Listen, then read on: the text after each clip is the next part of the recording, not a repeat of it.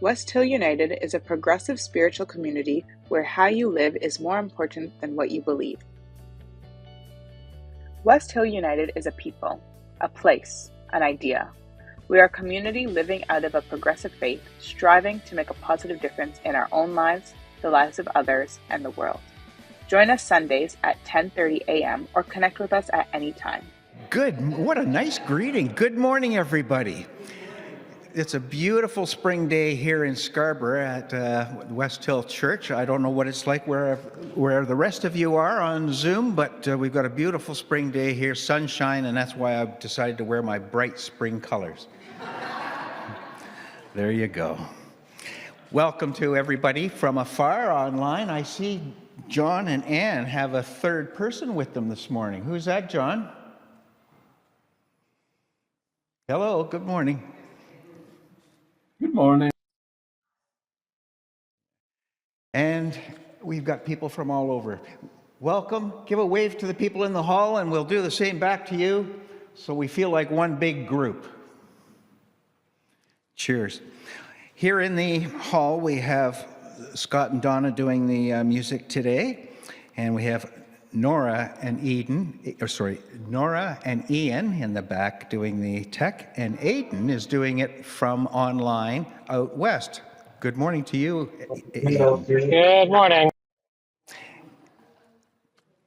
And we have a special guest speaker this morning. It'll be Beth Buelow, and she'll be hailing from Michigan and speaking from Michigan this morning. She's got a great perspective that we're all looking forward to, titled, When Old Maps No Longer Work.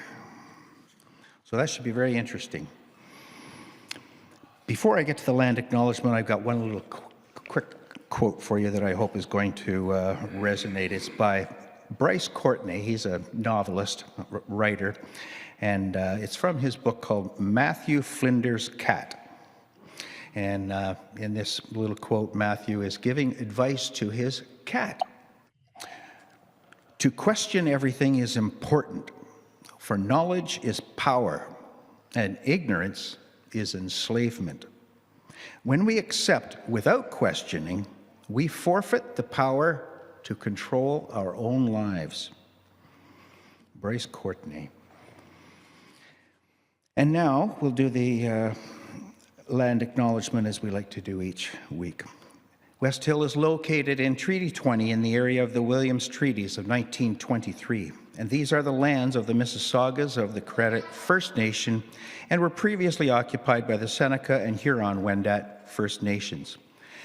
Next, I would like to just diverge a bit, and I'm going to read a section from Steve Watson's A Few Memorable Episodes. Our Steve Watson, I'm sorry he's not here today to hear this. He didn't know I was going to do this, but I was hoping he was going to be here. He's got a bunch of remarkable stories in this little pamphlet here that he loaned to me to read. Quite a remarkable organizer in union life. And part of that was to participate in First Nations things. And of course, he and Ruth are the architects and the main drivers of the First Nations study group that took place and started here in West Hill some years ago. So I will read from his section here. This is a treaty that every Canadian should know about. In 1613, the two-row wampum belt was invoked to signify an agreement between the Haudenosaunee and the Dutch settlers in the Hudson River Valley. Quote, this is from the Onondaga Nation, the people of the hills. In one row of the two-row wampum belt is a ship with our white brothers, the Dutch ways. In the other, a canoe with our Haudenosaunee ways. Each will travel down the river side by side. Neither will attempt to steer the other's vessel. There's the symbol of the two rivers and the two-row wampum belt. So the idea, of course, is that there's respect for each other. We won't try to steer your ship, and you won't try to steer our ship. We'll live in harmony. The principles of that friendship, peace, and forever were the key criteria of this treaty, and all other treaties to follow from the perspective of Indigenous peoples on Turtle Island. The white and the purple wampum shells used by the Haudenosaunee to create the two-row wampum belt sealed the agreements of these principles. The understanding was that each nation would respect the ways of each other. The agreement would be in place to the end of time. The two-row wampum treaty is a living treaty. It is as relevant to Indigenous communities today as it was in 1613. The treaty premise to honor and respect First Nations traditions and cultures, as we know, have been grossly violated many times over by encroaching populations to Turtle Island. The time has come to recognize and honor the principles of the two-row wampum treaty. After all, we are all of this treaty and every other treaty that has followed over the centuries. So thank you, Steve Watson, Ruth Gill, late Dorothy Herlihy, Morland Rees, Greta Vosper, who have been main architects in and main contributors to the success of the West Hill First Nations Study Group. And thank you for bringing awareness to us here at West Hill over the years. Just before we do the readings, I want to remind everyone at the end I'm going to say, offer it as wisdom for the journey, and you're invited to say, may we walk in its light. At West Hill here, we're always questioning, always learning, and always growing. And the readings each week are brought to us by encouraged from the speaker. And this week they're from Beth Buelow, who is going to be our speaker and speak about when old maps are no longer effective.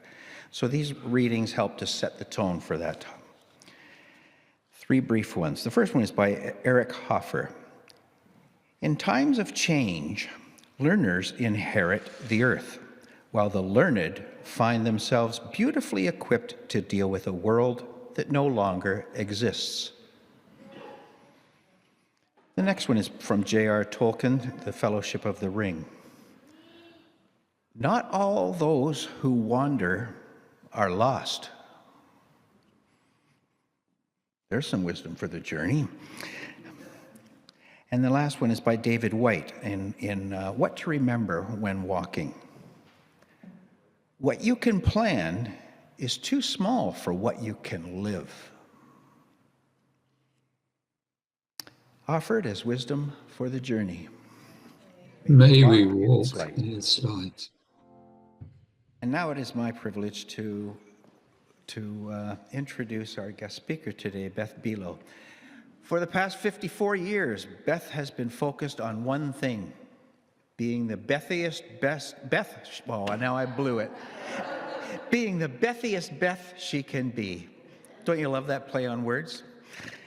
That resulted in what might look like a grab bag of professional and volunteer roles, including classical musician, arts administrator, nonprofit leader, author, coach, podcaster, educator, mediator, speaker, and photographer. She's currently working on Beth 5.0. Based in Muskegon, Michigan, coming from there, and trying to bring beauty to the world through her abstract nature and architecture photography. Beth is active with C3, a West Michigan spiritual community, as one of the three core teachers. Her co-pilots are her husband, Andy, dog Gracie, and cat Molly. Please join me in extending a warm West Hillian welcome to Beth, who is joining us today from Michigan. Welcome, Beth. Thank you. Thank you. Thank you. Can I confirm that you can see my slide there? Good? All right. Well, thank you so much for inviting me to share my perspective this morning. It's meaningful to be here with you. I want to start out with the poem that grounded me in this idea about old maps no longer working. It's called Old Maps No Longer Work, and it's by Joyce Rupp. I keep pulling it out, the old map of my inner path, I squint closely at it, trying to see some hidden road that maybe I've missed. But there's nothing there now except some well-traveled paths. They have seen my footsteps often, held my laughter, caught my tears. I keep going over the old map, but the roads lead nowhere. A meaningless wilderness where life is dull and futile. Toss away the old map, she says. You must be kidding, I reply. She looks at me with Sarah eyes and repeats, toss it away. It's of no use where you're going. I have to have a map, I cry, even if it takes me nowhere. I can't be without direction. But you are without direction, she says. So why not let it go? Be free. So there I am, tossing away the old map, sadly, fearfully putting it behind me. Whatever will I do? Wails my security. Trust me, says my midlife soul. No map, no specific directions, no this way ahead or take a left. How will I know where to go? How will I find my way? No map. But then my midlife soul whispers, there was a time before maps when pilgrims traveled by the stars. It is time for the pilgrim in me to travel in the dark, to learn to read the stars that shine in my soul. I will walk deeper into the dark of my night. I will wait for the stars, trust their guidance, and let their light be enough for me.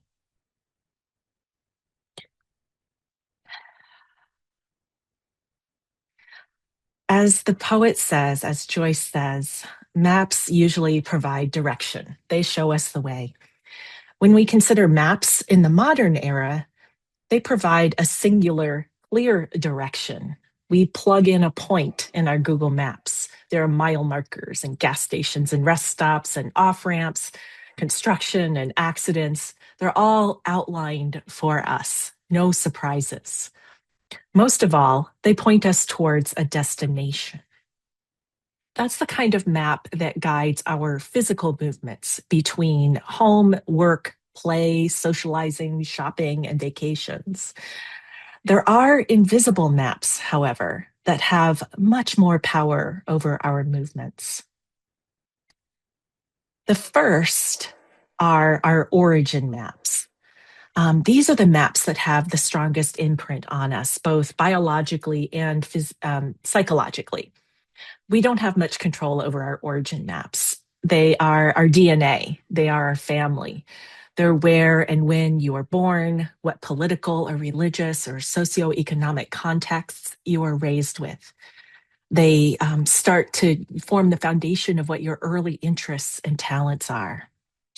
Sometimes even that origin map includes paths that have been, that we carry with us from the work of our ancestors. As Carl Jung put it, psychologically, the central point of a human personality is a place where the ancestors are reincarnated. Now, isn't that a compelling idea? I've thought a lot about it, that our personality, how we show up in the world and what types of questions motivate us. The idea that maybe they're handed down from our parents and our grandparents and our great grandparents. It's not just our eye color or our height, it's about who we are, how we show up. And isn't it interesting to consider that whatever loose ends are left dangling when they died, they were picked up in you in some way. And then we have our choice maps. These are influenced by our origin maps, but they are where we assert our independence. Our origin maps become a yes and. Yes, our origin story, our origin map has created a certain kind of map that informs who we are. And we, at this point, take responsibility for our choices in our education, our career, our hobbies, our friends, our partner, where we live, how we vote, and whether and where we go to church.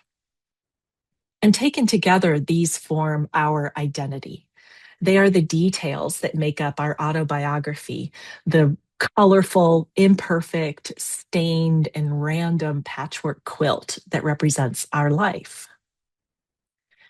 Now, my origin map was growing up in a Catholic family in Kentucky from age 2 through my undergraduate degree. I was the oldest of two. We did not have much money when I was growing up, but it was a very stable and loving home.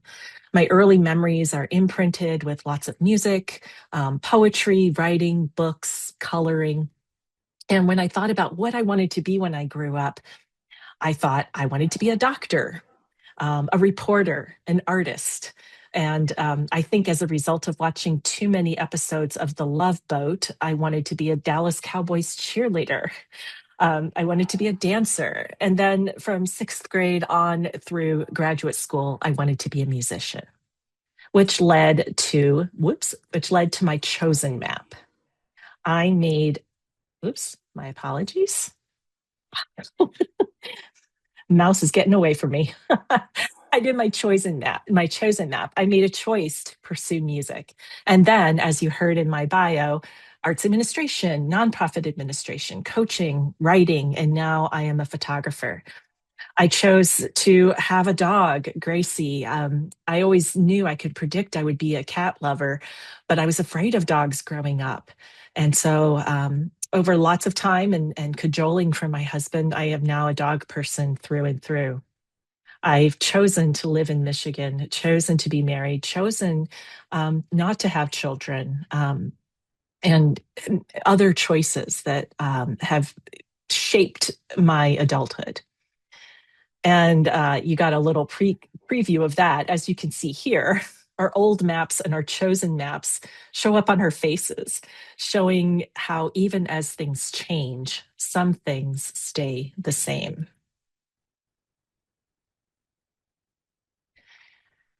Now think back to your early memories and who you thought you'd be. How much of that actually came true? Sometimes old maps become obsolete because of life circumstances, not by our choice. Someone close to us dies, we lose a job, or straight from, again, showing when I grew up, Ripley's Believe It or Not, we have a global pandemic that upends our life for years at a time. Or we choose the upheaval. We decide to change schools, churches, jobs, partners, cities. And in those moments, it can get confusing because the old maps might no longer work, but they are still part of us. We feel stressed and confused because there's tension when we bump up against the present. Which brings us to our question this morning. What happens when old maps no longer work? Maybe it's my age and what I've gone through in my life, but I feel like in that moment, that's when we have the quote unquote midlife crisis. Or if it's not midlife, it's an existential crisis.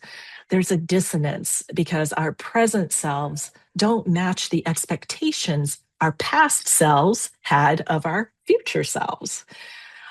There's a really wonderful episode of the podcast Hidden Brain called Your Future is Now. And it shares the idea of a failure of imagination, that by and large, most of us, we think our future selves will want the same things as our present selves. We think we'll still want the same partner, house, job, car, hobby in a year or 5 years or even 10 years. Not only that, we assume we will feel the same way about them, that we will still be satisfied or fulfilled or happy or madly in love. And then related to this is the end of history illusion. It's a theory that postulates that we fully recognized we've changed from the past to the present, but we think who we are right now in this moment is more or less fixed, and we won't change much from the present to the future. We believe what I want today is the same thing I'll want tomorrow. I am what I am, and that's all that I am. And so you can hear, the dissonance that can happen. And this dissonance, the existential crisis, it often comes because of some sort of inciting incident. It might be a divorce, a death, a retirement, turning a certain milestone age of 50 or 65 or 80 or 100. I think even then we could still have something of a spark of a crisis, because something in us is activated, because we realize that the vision we had from childhood or early adulthood about who we would be, and what our lives would look like doesn't match our current reality. And so our expectations turn out to be wrong. And for a lot of us, that will cause us to take a leap and say, we were wrong. I was wrong. Now, there's a huge opportunity in those pivot points. One choice is to ignore the dissonance, which might keep us stuck in a sort of arrested development. Or that dissonance can be acknowledged and explored. We can use the situation as a catalyst to confront our old maps. And that takes courage to even see the need to do that, let alone to follow through with interrogating it. It takes time and space to even realize that you have been actively working from an old map. And so the opportunity with origin maps is to come to terms with, to reckon with, accept, and release what no longer serves you. How each person chooses to deal with that is up to them. I had the gift last year of reorienting my origin maps in the lead up to my father's death in September. To say it was life-changing is an understatement. And while it was a challenging time, it was also full of love and meaning in a way that I hadn't thought possible. And then we can reflect on our chosen maps. We notice they are messy. You've probably seen that graphic about the path to success, and we think it's going to be like this, and instead it's this crazy, wild, doodly line. And so that's not just success, that's life. When reality doesn't match expectation, does that mean that I wasted my time? Does that mean I chose poorly? Like, what's wrong with me that I don't want the same things now that I wanted so desperately when I was, like maybe 20 years ago or 10 years ago or even 5 years ago? So ask yourself in this reflection, I used to, love this, love that, dislike this, said I would never go here, or, oh, I definitely would go there. What did you used to think? And what's true now? The impact of the loss of old maps depends on how attached you were to them as part of your identity. The loss challenges our identity and potentially changes how others see us, as well as how we see ourselves. And this becomes another point of tension. Family, friends, and even society wants us to be the same. Be safe and predictable. Stay in your lane. Make sure it's clear of what your function is, your usefulness in a family, in our society, in a capitalistic system. On the one hand, we're told, stay in your lane, be safe. We need to know what we're getting. We're also told, be all you can be and to have a growth mindset.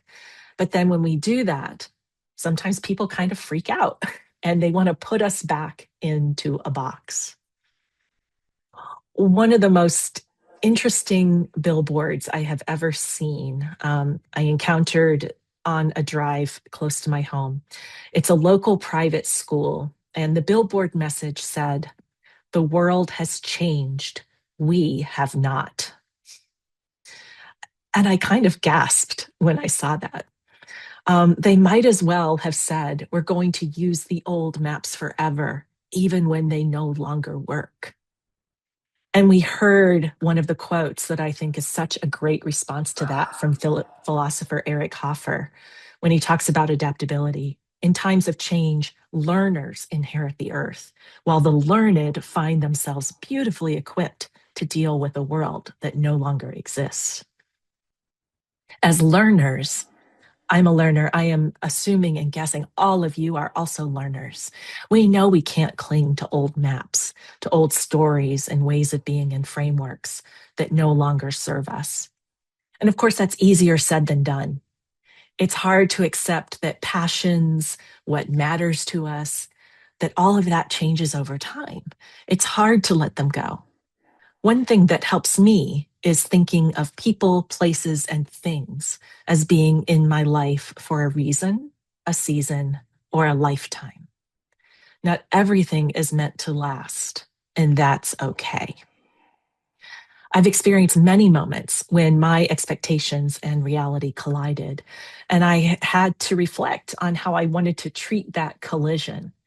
One of the most vivid moments was an experience that I had at a rehearsal. My husband is the executive director of our local symphony orchestra. And I went to school, and assumed I was going to be a musician. That's what I trained for, and that's what I envisioned as my future. Instead, I find myself perhaps 30-ish years after having that musician mindset, I find myself backstage at an orchestra concert, but instead of carrying my clarinet case, I'm carrying a camera case. Instead of my name being on the musician roster, I'm wearing a name tag with the symphony name on it, and then my name and the word photographer. And so I'm looking at my case, I'm looking at the musicians' cases, and I'm thinking, how did I get here? Who am I? What happened here?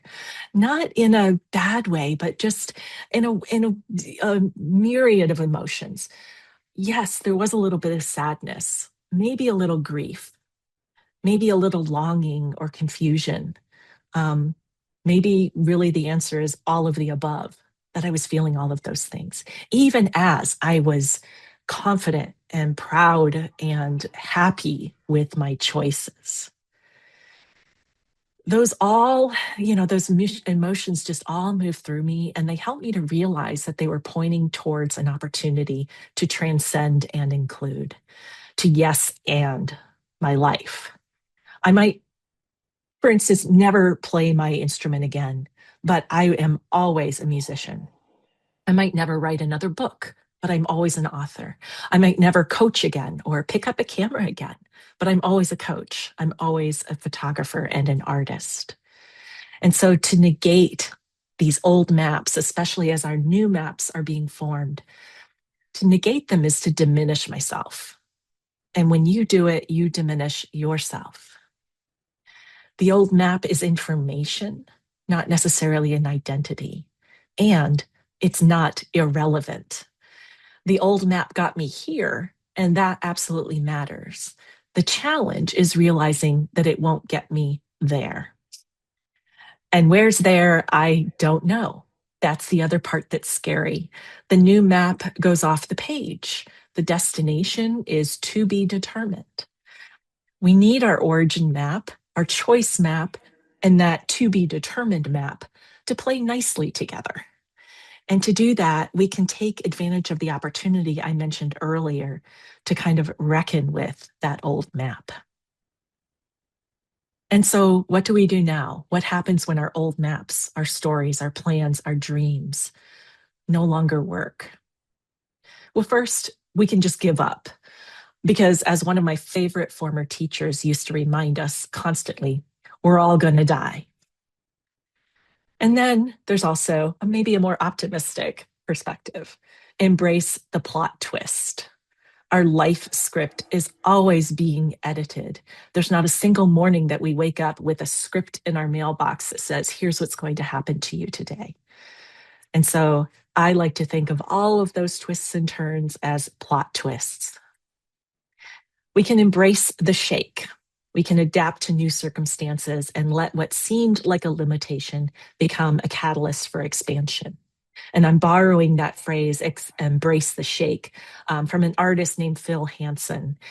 He was a pointillistic artist, so very fine movements, very, it required great control over his motor skills. And he developed an unruly tremor in his hand that kept him, from making those really pointillistic drawings that he loved. And so he embraced that shake and took his art in a new direction. And it makes me think about, how adaptable am I? How much can we release and let go of what we thought was true to embrace something else and accept what is actually true? And to ask even, what from the old map prepared you for this moment? We can also extend ourselves grace, to practice compassion for who you are. I take that back, actually. Compassion for who you were, for who you are, and who you will be. And then trust the letting go. If you release an old map, trust that if it's needed, it will come back. One of my favorite writers is Anne Lamott. And she said something that I think of frequently. I am all the ages I've ever been.